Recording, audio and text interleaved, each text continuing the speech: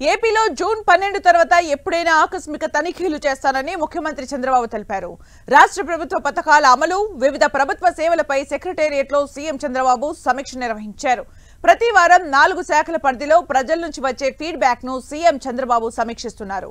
ఇందులో భాగంగా రేషన్, దీపం, ఏపీఎస్ఆర్టీసీ, పంచాయతీ సేవలపై ప్రజాభిప్రాయాలను పరిశీలించారు.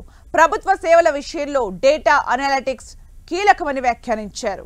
ప్రజల నుంచి వచ్చే ఫీడ్బ్యాక్ ను సమర్థవంతంగా విశ్లేషిస్తే ప్రభుత్వ సేవల్లో అనూహ్య మార్పులు తీసుకురావచ్చని సూచించారు.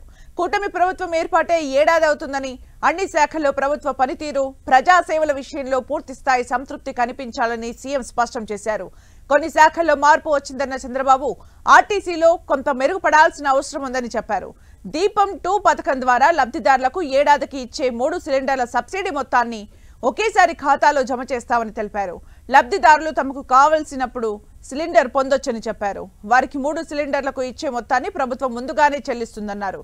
దీపం పథకం లబ్ధిదారుల నుంచి ఏజెన్సీలు, ఇతర స్థాయిల్లో ఎక్కడా డబ్బులు అదనంగా వసూలు చేసే పరిస్థితి ఉండొద్దని చెప్పారు చంద్రబాబు.